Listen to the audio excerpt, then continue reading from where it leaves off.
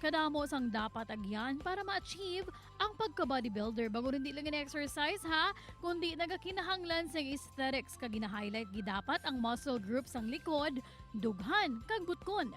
Proportion kag overall physique ang basihan sa mga kompetisyon. Hindi galihilib-lahog no? Ilabi na sa mga kasimanwata nga nagakompete gidya hindi lang diri sa Pilipinas kundi abroad.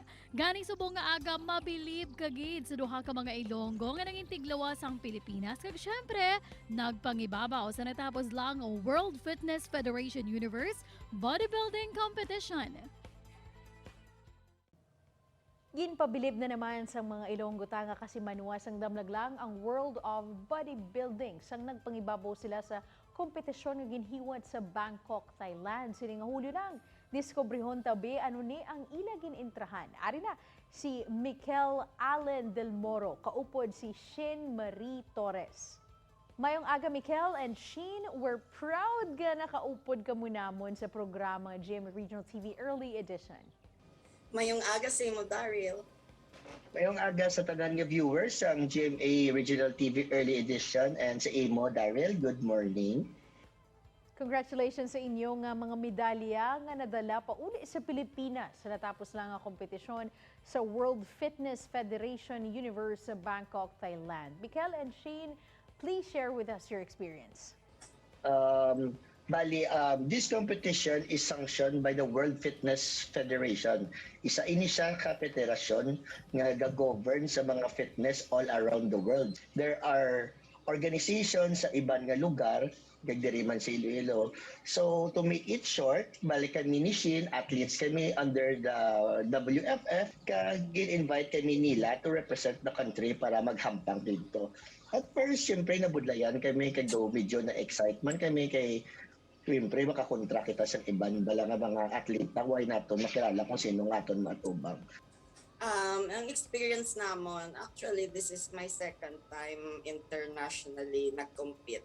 Pero sa Thailand nga ni, behind kay itong pandemic, syempre mabudlay Daryl, mag-travel, damo-damo kami requirements, pakadto sa Thailand. Pero okay man, na-enjoy man naman ang pag-ano naman sa Thailand. Kag especially tanan kami halos nagpuli with trophy. Matrobak ta anay. Mikel, ikaw anay, nga anahiligan mo ang bodybuilding. So gidibi ang aton mga kapuso. Ay, okay. Mali, Daryl, ako ka estudyante lang sa una. Ga-review ako sa board exam, sa nursing board exam. So, typical din ako nga maniwang. After may isa ako ka friend nga nagagad lang, abi matisting kita. Workout para at least ma-divert namon ka sa kuon sa review sa nursing. So up to the such time na nahiligan ko, up to nga naglabot na sa competitive level, sige na since 2015. Wala ako naguntat-untat.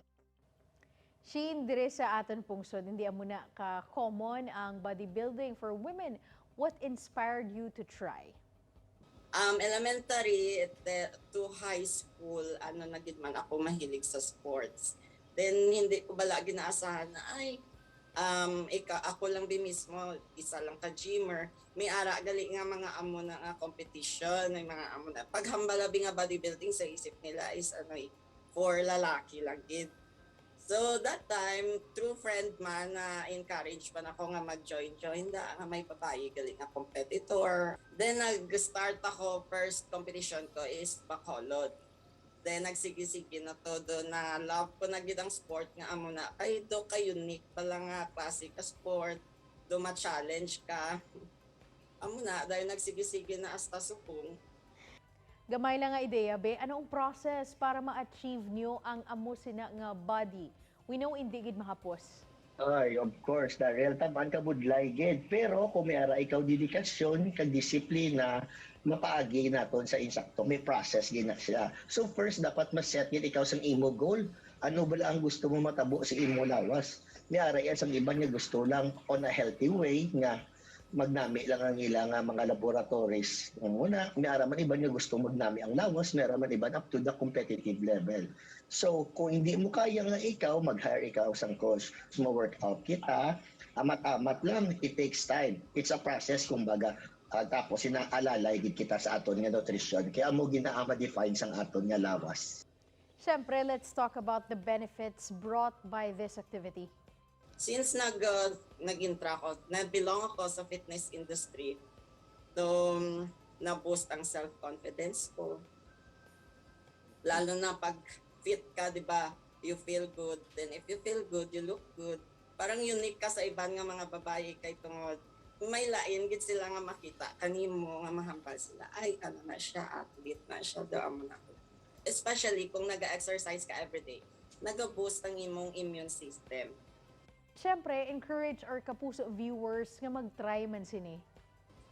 Actually, I am inviting everyone, not just bodybuilding, pero engage din kita sa exercise kay wala gid kita sa may makita or makuha nga negative effects nga i-bring ang exercise sa aton. Especially sa buong nga pandemic, daman ka ang mga sakit. So needed na to ang i-boost up ang aton nga immune system. And through exercise, isa gina ka pa maagi. Sa tanan nga mga fitness enthusiasts, mga fitness girls, you have to keep going lang.